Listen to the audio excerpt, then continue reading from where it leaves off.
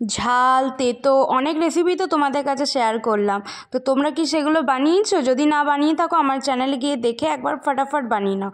তো চলো আজ আমি বানাবো রসগোল্লার একটা রেসিপি। তো সেইটা ভাবলাম তোমাদের কাছে শেয়ার করি, যেহেতু সবটাই তোমাদের কাছে শেয়ার করি। তো দুধটা তো দেখতে পেলে কতটা দুধ ছিল। তো ওই দুধটাতে আমি কিন্তু ছানার জল ঢেলে দিলাম, যেহেতু বাড়িতে স্টকে থাকে। তো দেখতে পেলে তোমরা এতটা দুধে জাস্ট এইটুকু মতন ছানা বেরিয়েছে, মানে যেই দুধটা ছেলের জন্য বাঁচে সেই দুধটা একটু করে থেকে যায় আর কি, ওই দুধটা জমিয়ে জমিয়ে ছানা।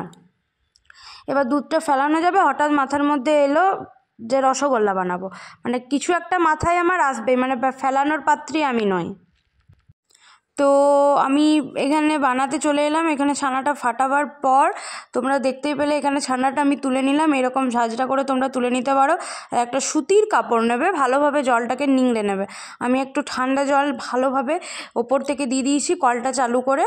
তো এরপর জলটাকে ভালোভাবে নিংড়ে নিতে হবে। এই হচ্ছে অবস্থা, পুরো ফেটে গেল গামছাটা আর কি। তো ভালোভাবে এইটাকে ছানাটাকে ভালোভাবে সেনে নেবে তোমরা। যতটা কঠিন আমরা ভাবতাম ততটা কিন্তু রসগোল্লার রেসিপিটা কঠিন নয়। মানে তোমরা করতে থাকলে অটোমেটিক সোজা লাগবে। তো তোমরা দেখতে থাকো যে এইভাবে আমি যেইভাবে করছি তোমরা এইভাবে করবে। হাতের তালুটাতে ভালোভাবে কিন্তু করবে, ভালোভাবে সানবে। যখনই দেখবে গোটা ডোটা মন্ডটা আর কি ছানা থেকে থালা থেকে আর কি উঠে উঠে যাচ্ছে, তখনই জানবে আমাদের মাখা কিন্তু কমপ্লিট হয়ে গেছে। তো ভিডিওটি লাস্ট অবধি দেখতে থাকো যে কি হতে চলেছে লাস্ট অবধি। গোটা রেসিপিটা দারুণ ছিল, বাট লাস্ট অবধি তোমরা প্লিজ ভিডিওটা দেখতে থাকো যে কি অবস্থা হলো আমার রসগোল্লাগুলোর। তোমরা লাস্ট অবধি প্লিজ দয়া করে ভিডিওটা দেখো আর রেসিপিটা এইভাবে করতে থাকো বাড়িতে, দেখবে অসম্ভব সুন্দর হবে।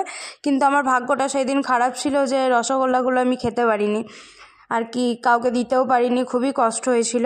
তো এরপর বলগুলো ভালো করে বানাবার পর আমি কিন্তু একটু 1 চিমটি কিন্তু রুল ময়দা দিয়েছিলাম। দিয়ে ভালোভাবে সেনে নেওয়ার পর মোটামুটি আমি 20 থেকে 25 মিনিট ভালোভাবে ওটা করে সেনেছিলাম। এরপর যখনই চিনি 1 কাপ তোমরা চিনি দেবে আর 3 কাপ জল দেবে। ভালোভাবে যখন ফুটবে তখন ওই যেখানে বয়েলটা আসবে বয়েলটার মধ্যেই ছেড়ে দেবে। তো 1 ঘন্টা ওটা হবে, দেখবে তোমাদের হয়ে গেছে রসগোল্লা। তো এই হচ্ছে আমার রসগোল্লার পরিস্থিতি। বাইরে কাজ করছিলাম, যেয়ে দেখি এরকম অবস্থা।